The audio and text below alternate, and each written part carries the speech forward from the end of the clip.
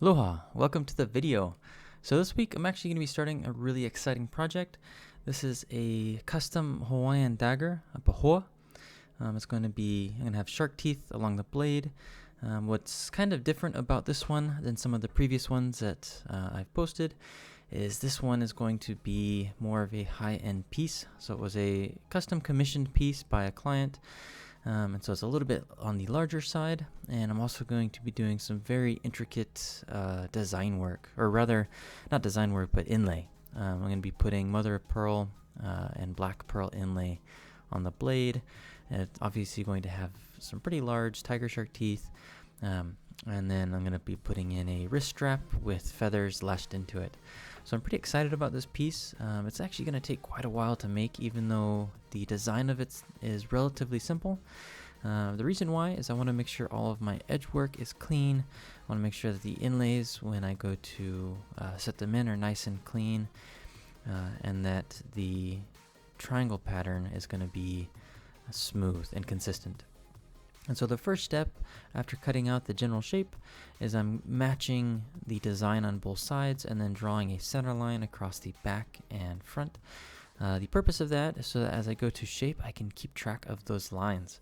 I want to make sure that all of my edge work and my tapers meet up at the same spot on both sides. And if you don't draw a line or a little bit of guide work, then it can be very difficult and you can cut it incorrectly. On the handle, I'm going to be doing a little bit of rounding and a little bit of edge work. I do kind of prefer sharper edges on my pieces. That's just a design style that I've kind of developed over the years. And then on the blade itself, it's going to have tiger shark teeth, but I'm very far away from getting to that point in time. Before I get too far on the handle, I'm going to go ahead and drill out the hole where the wrist strap is going to go. I'm doing this just so I can keep track of that point, and then later on when I go to finish that hole, I'll be able to make sure that all my grooves and sanding is in a good spot. Now I'm only going to be sanding the piece down to about 220, and then I'll be doing all of the inlay work. Before I get to that point though, I wanted to make sure that the transition between the blade and the handle is exactly how I wanted it to look.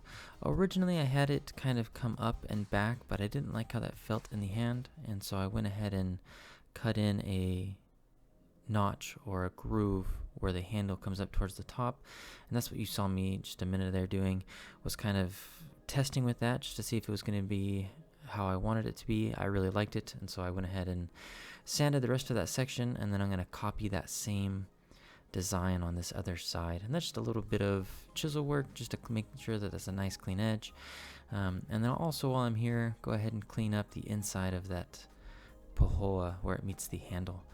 And my kids wanting to make their own little weapons, I got them started on a piece. My son is working on a Japanese kunai like the from Naruto, and then my daughter, she's working on a patu, so it's a Maori patu from Aotearoa, or New Zealand. And they're just kind of making, those pieces are out of 2x4. They're not quite old enough yet to work with more expensive woods. But it's not a big deal, just practice and time. I actually didn't have as much time this week, and the time that I did spend took me quite a while to get to where I was at, just because I was wanting to take my time and go slow with this piece. I skipped a lot of that process just because it's kind of mundane and boring. And so I kind of just went through the key moments where I transitioned from section to section.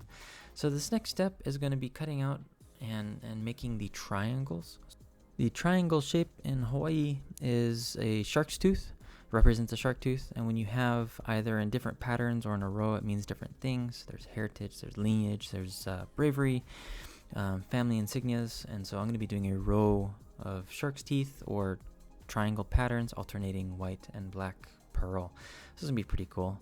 But this is all the time I had this week. I hope you enjoyed the video. It was short, and I'll see you next week on the second part. Aloha.